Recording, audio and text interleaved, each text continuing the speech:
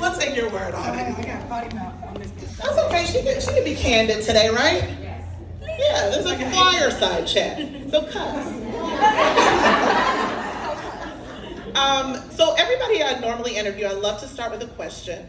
Besides your name, who is Zerina? And what is something that you love about who you are? Ooh, you know what? I've been feeling so many things lately. I feel like everything that I am, almost this body is not even strong enough to like hold it. Like I feel like I have so much love to give and so many things I want to do that like time is never enough. Like and all the while trying to kind of constantly feel good enough. I don't know. I feel like I'm like everything and nothing at the same time, and nothing in a good like in a humble way. Because like at the end of the day, all this stuff we put on, we beautify and buy your house and all that. It's like it can really all be gone tomorrow. You know what I mean? And kind of. So I try to stay in a constant space of like literally I know nothing. Like I have nothing. Like the world is just so much bigger than me, for real. Really, that's really nice and deep. I mean, it's right? It's like Introspection.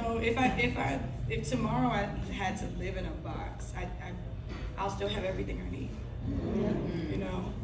This is church. Man, that's beautiful. And what is something that you love about the who that Zerina is? I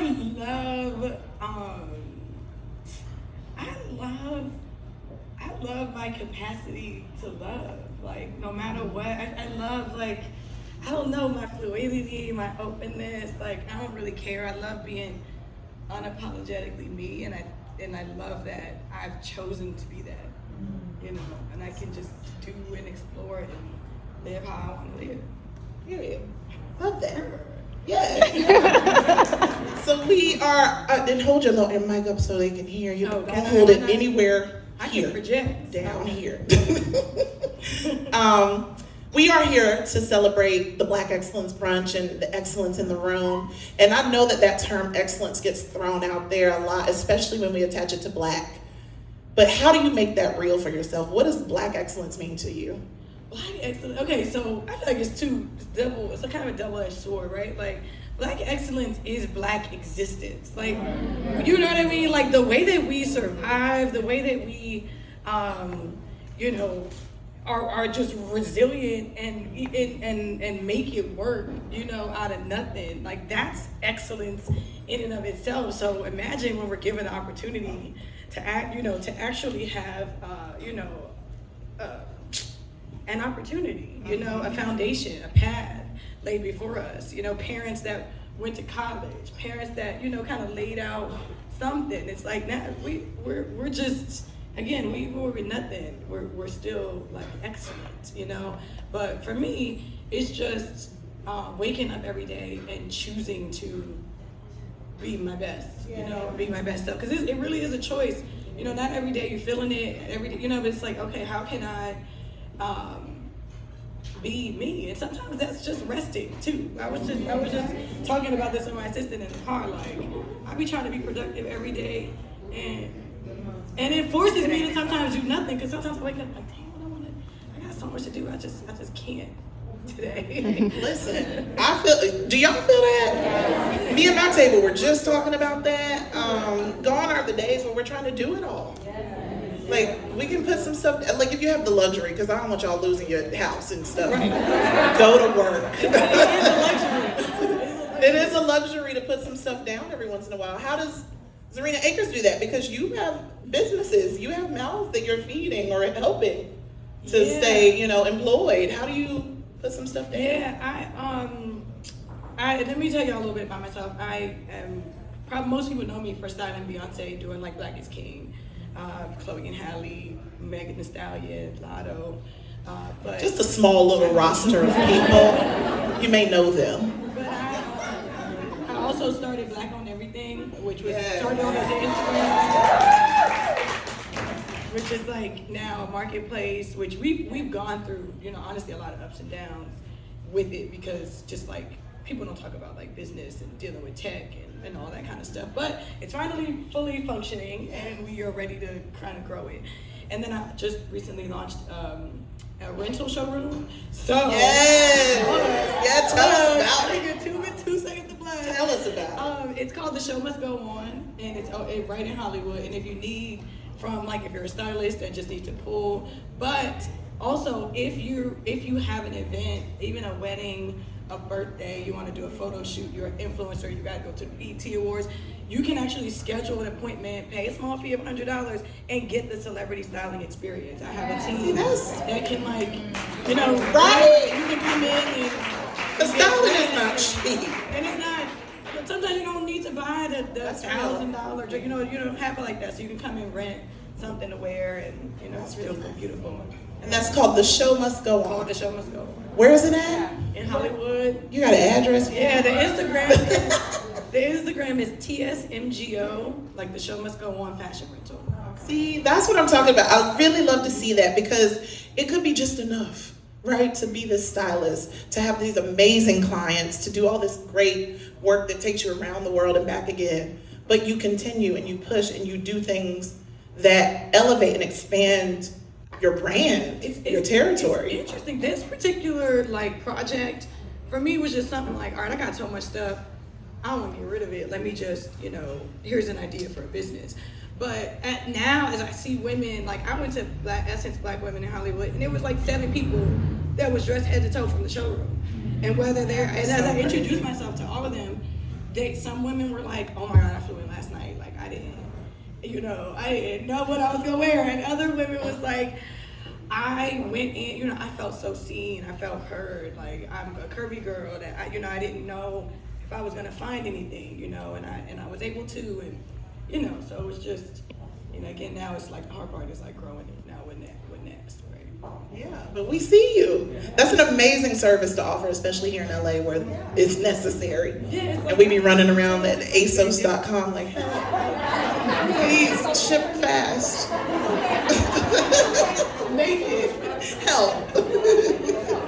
So that's an amazing service. I love to hear that. You're so humble when it comes to your start, and you shared with us, your client roster. Fun fact, Beyonce was your first styling job. Right. That was my first client. Client. Right? Don't that make you feel oh my God, what is possible? How does that feel for you? And what does that mean for you now that you've come so far? And where do you go? Yeah, that was kind of God. It was always, everything is God, right? But that was crazy because I had been an assistant for so long, working whether for free, figuring it out, making my mistakes here and there. And I ended up, funny story actually. I had a dinner, I'm making my little money, my little $250 a day, doing my thing. And I met this photographer friend of mine. I was baking a lasagna. I was like, I'm gonna cook something for the week. You wanna come over and have some? Cool. DeAndre DaCosta, he's like, oh, my friend lives in the neighborhood. Can I bring him? And I'm like, damn. Just is inviting you. I'm trying to have it for the week. I'm like, I gotta feed myself for the week. I need boyfriend too, man. But something rang in my head, my aunt's voice that said, you're never stingy with food. And I literally remember being like, you're never stingy with food. And I was like, yeah, okay. We eat, he leaves, his friend stays. His friend is Kwesi Frazier, who was Beyonce's creative director's assistant at the time. And we're just having wine, talking, and I'm just like, I want to go out on my own soon. Whatever, I'm trying to figure it out. How can I step off from being an assistant? And he's like, well, she's looking for someone. I'm like, all right, give me a meeting. You know what I'm saying? I didn't think he's really gonna do it. That lasagna. A month later, I had a meeting with Angie BNC, and right, we need the recipe tagged.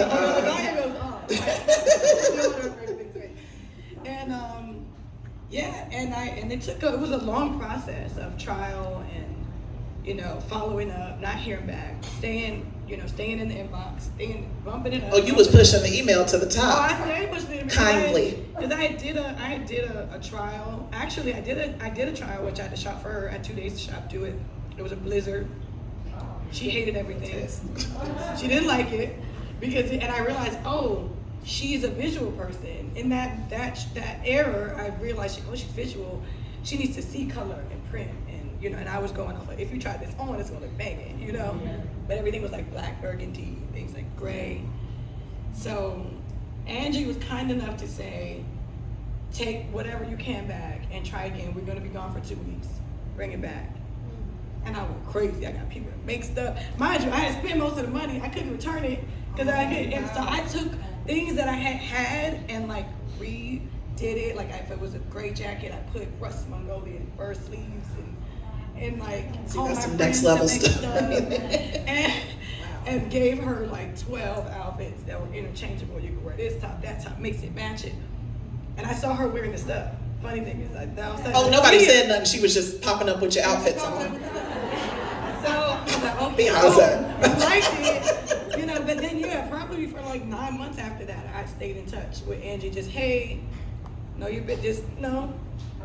hey, I'm over here. Couldn't help but notice my fits. You know what I mean? Like, but no pressure, not getting angry, not holding it against. Real, yeah. Because life is life. People got stuff to do. People are busy. She's like, okay, thank you, and then one day it was like, we need you to come in tomorrow, or like whatever. We did a trial for a month, and that was like almost a decade ago. Yeah, we spent like 8 or 9 years together. That's amazing. Give it up for that. That's consistency, being ready, being extra, all the things. Congratulations for that. I guess I gotta wrap up soon. I'm sad. I feel like I won't even dang. I know. We got a couple minutes. Couple questions we can get in. I want to get into, because obviously you style so many Black women. Mm-hmm. And we tend to be heavily criticized and critiqued for our curves, our bodies, the way things fit. How do you deal with that as an obstacle, or is it? And how do you go around that? I learned a lot actually from working with Beyonce for so long. Just like I've been skinny girl all my life, but small.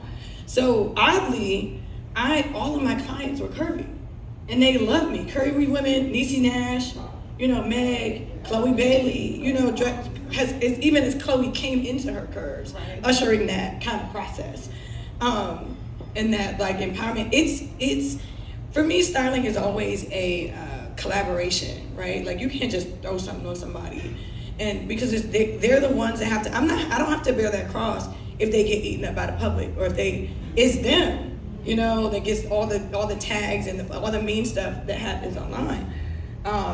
So, for me, it's just always like, at the end of the day, like I just want people to feel their best selves when they walk out that door, So I had to learn really quickly it's a formula, really. If you got big busts, usually you like open necklines. You don't want to necessarily be choked up.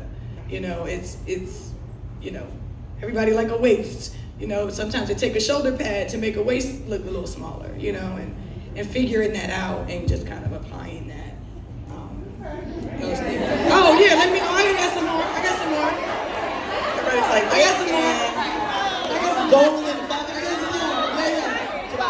Real quick, let me write this down. Stay away from double breast jackets. They take away your waist. They make your waist look wide.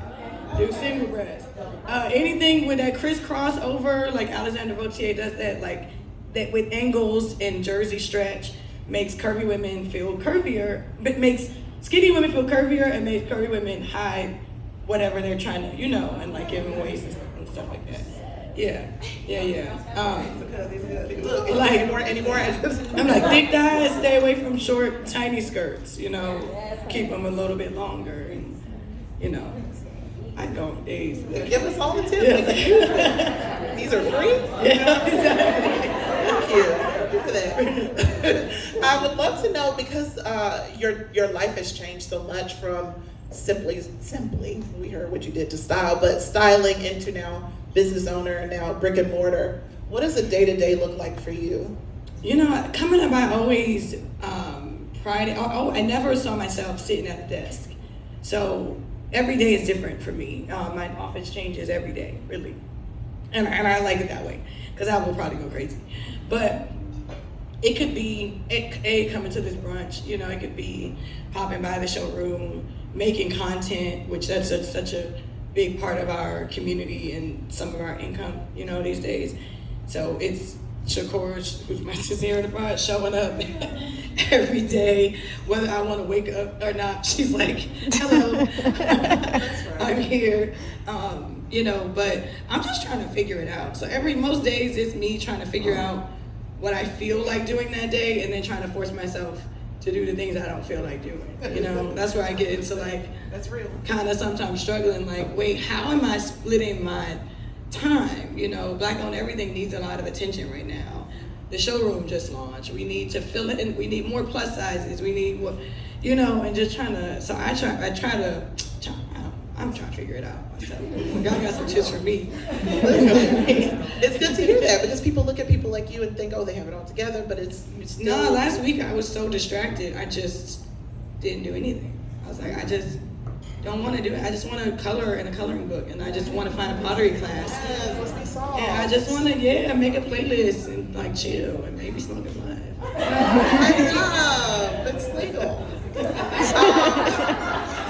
I don't know how much y'all are paying attention to the zeitgeist, but Law Roach, your colleague, I guess we can call, fashion to the gods, has famously said, I'm tired of struggling, I quit.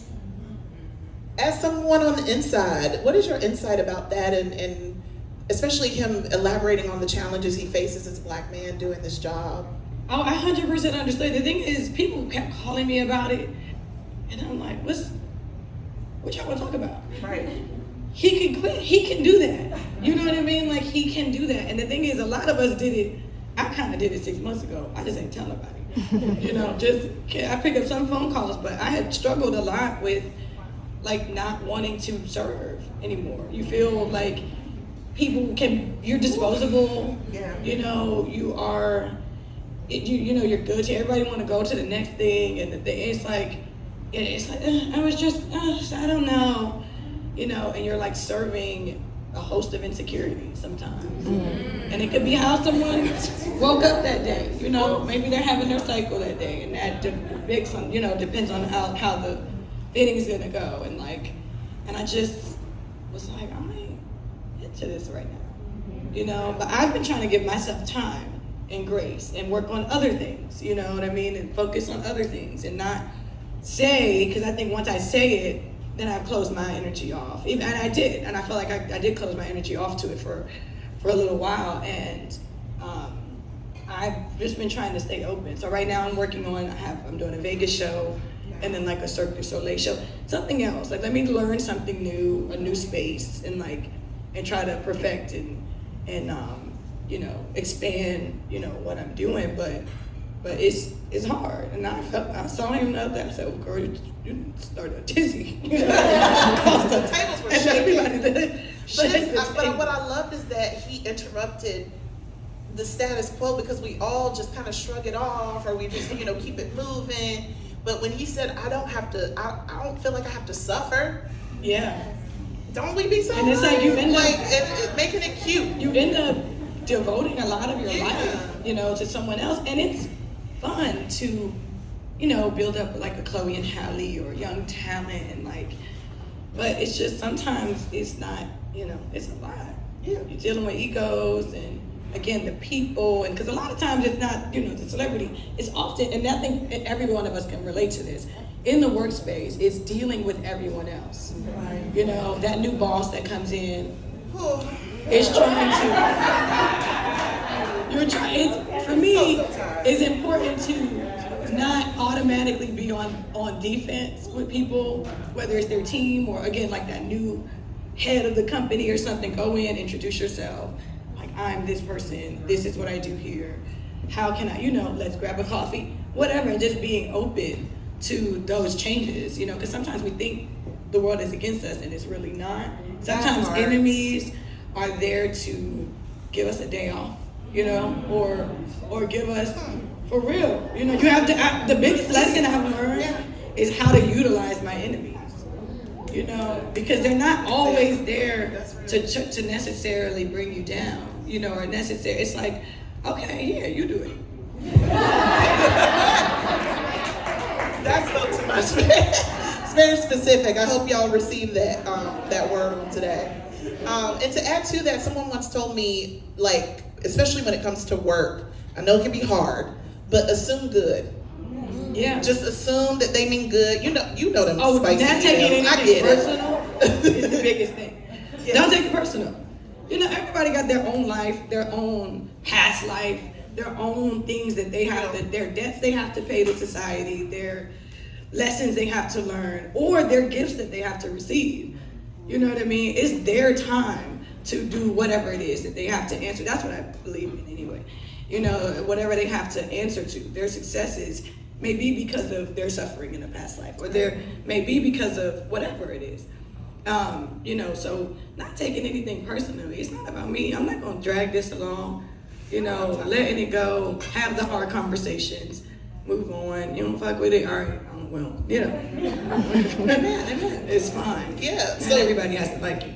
Not everybody has to like you, but you know, you got to be a little bit likable in these industries, right? Like you need people to work with you. Yeah. Or want to. Oh yeah, but to me, being liked is like really the main thing. Like I've worked with hairstylists that couldn't fucking curl up.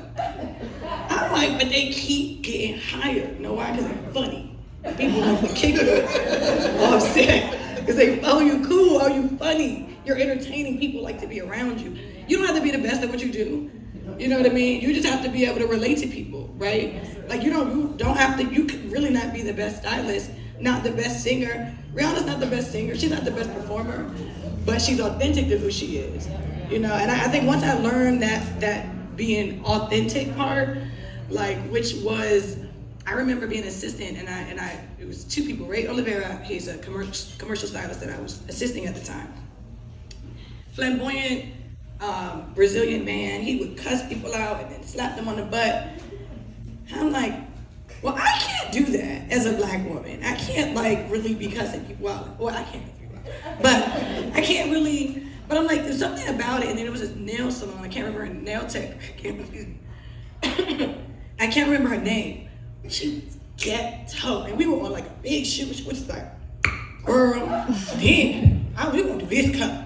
I was like, what you on this set? You are authentic to who you are, and that's what people are connecting to. You didn't have to fake it. You didn't have to put on the voice. You didn't have to code switch necessarily. You know what I mean? You're here to do a job, and they fuck with that. I was like, oh, okay, got it. Then I could come out and bring my little Maryland accent. You know what I mean? Girl. Then I started, it prepared me. Then I started working on girl, what you think? You know what I mean? It doesn't have to be, because when I was as an intern at W Magazine, so my first internship, I thought I had to dress a certain way and speak a certain way and like connect.